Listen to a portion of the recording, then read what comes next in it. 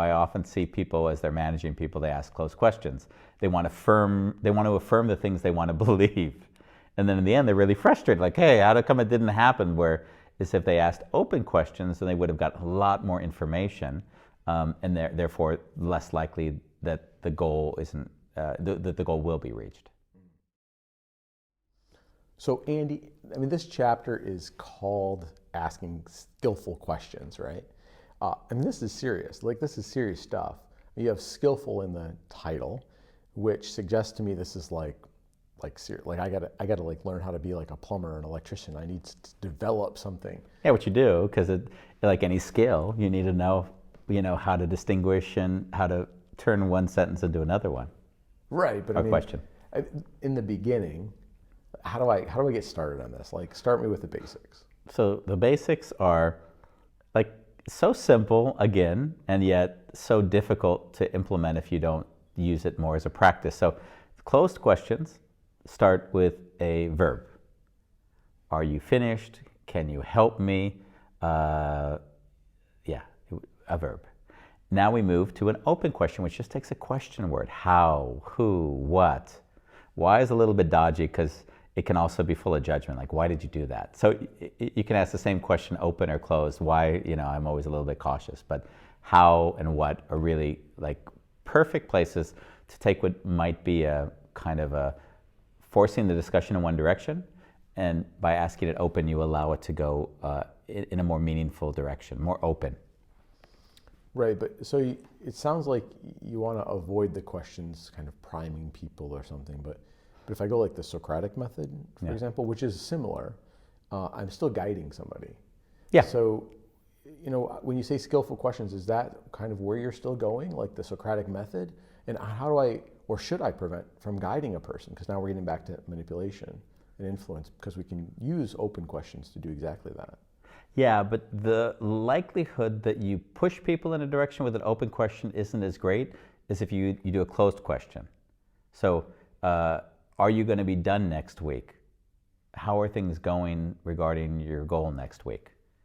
So both questions are pointing to the same thing, but the second one, I'm going to get a lot more information. And that information is going to help me assess the likelihood that it happens or not.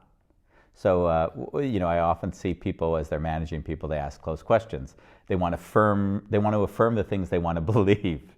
And then in the end, they're really frustrated, like, hey, how come it didn't happen? Whereas if they asked open questions, then they would have gotten a lot more information, and therefore less likely that the goal isn't, that the goal will be reached. Mm-hmm. And what's getting in the way of the goal next week? What's your biggest challenge at the moment? How is that working for you? All that question, they give you a lot of rich understanding of what's really going on. So is part of the purpose of skillful questions to avoid triggering the other person with a question, or is it more to garner information? It can be both.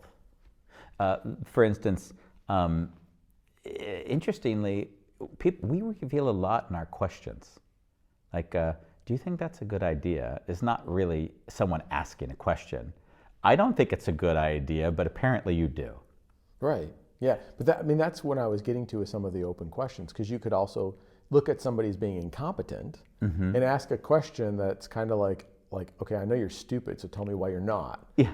And you can say that in a super nice way. It can be like, so, your company seems to be struggling with cash flow. What is your strategy for getting beyond that? Because I see right now. Okay.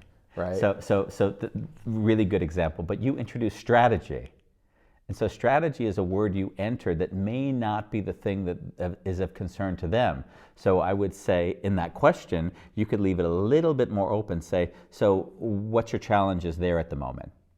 So by introducing strategy, you already make the assumption strategy is important to that person, and it may or may not be.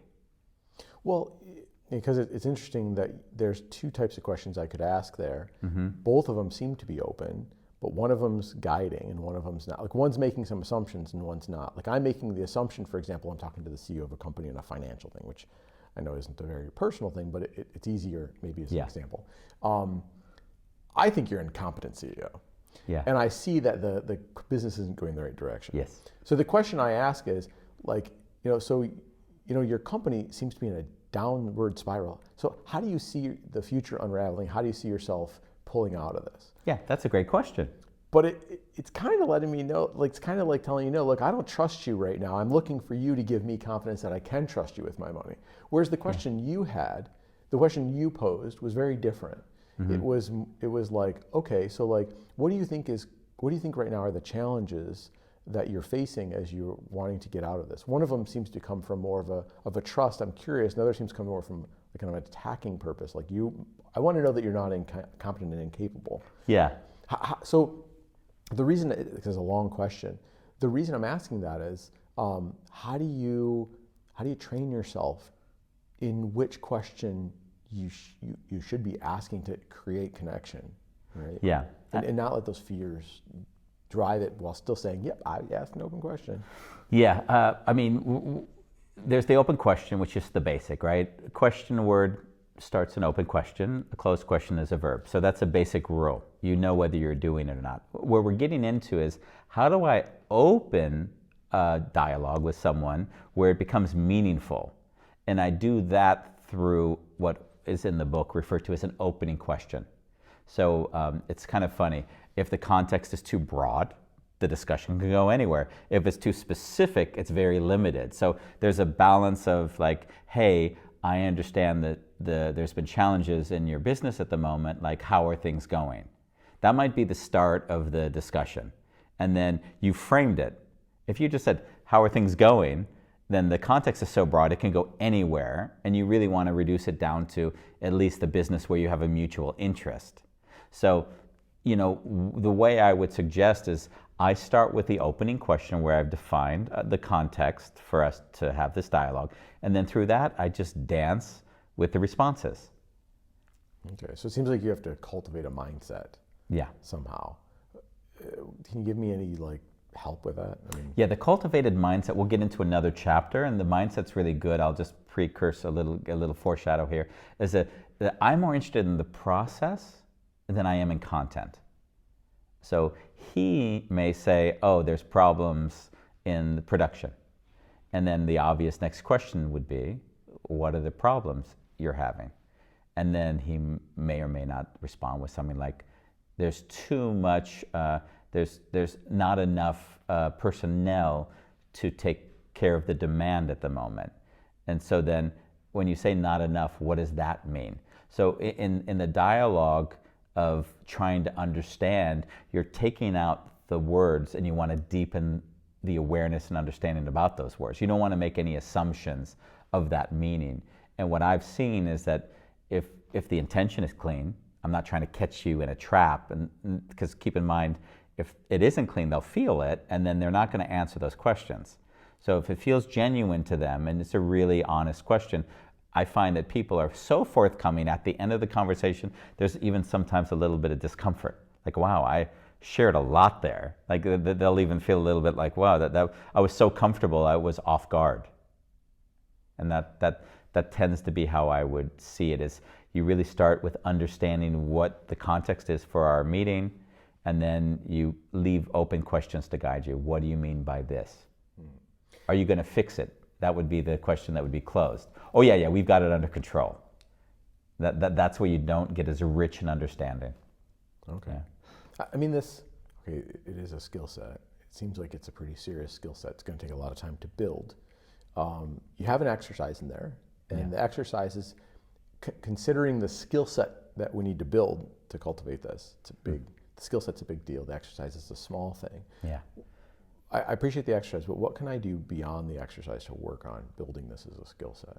Yeah. When I started doing it, my mentor at the time said, trust your brain. And I'm like, what do you mean, trust my brain? He says, if you start with a question word, your brain will figure out how to formulate the rest.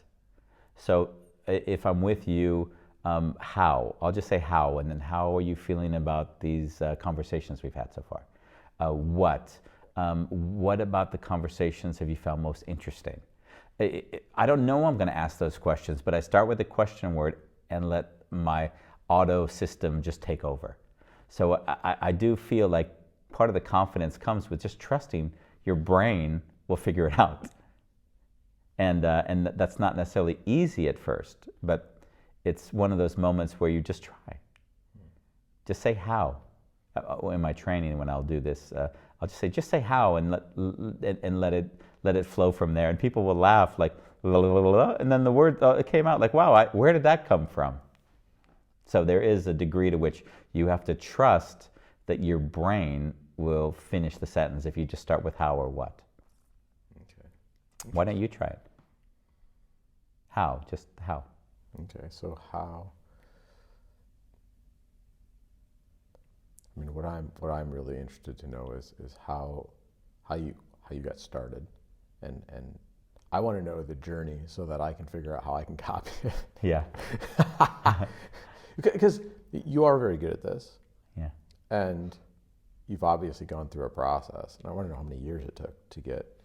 Yeah, the how on that would be, I guess, 10 years of practice and 5 years of figuring out what I didn't understand I was doing. Right. Yeah. Okay. With a mentor who beat me to a pulp. You know, Andy, what are you doing? So in a way, there is a degree to which this book was the hardest book for me to write. The first two came out effortlessly. This one's been hard because I see the responsibility that it's a journey I took. Everyone's going to have their own journey, and then I have responsibility to not only have it be, hey, this is me and what I know. It's more, how do I help you have an experience where it becomes your insight and not mine? And it's always a bit challenging when you write books. Okay. Great. Well, I mean, I think it's clear. This is a big topic. It's a big chapter. It's a lot of stuff. It's a skill set you have to build, which is not easy, and it's going to take time. So be prepared. And how's that for you? What's going to get in the way of you being able to do that? How can I support you to make that happen? What, if anything, may be the one thing you need to overcome in yourself so that that becomes something that's, for you, workable? You make it sound so easy. But you're here. It's just that you see what, how, and then they come. But you have to trust yourself. Oh, you not trust. You have to trust and then see that it's validated through just doing it. And if you screw up, by the way, it doesn't matter. It's like, oh, sorry, I just didn't know what I was going to ask. So you can't do wrong. In fact, if anything, it makes you more appealing as a person. It shows that you're also flawed, and it makes it easier for other people to be flawed too. Totally. Assuming they accept that. Yeah. But I guess then you don't have to play their game anymore. They're not part of your party anymore. Exactly. But they chose it. Cool. Thank you. Thank you.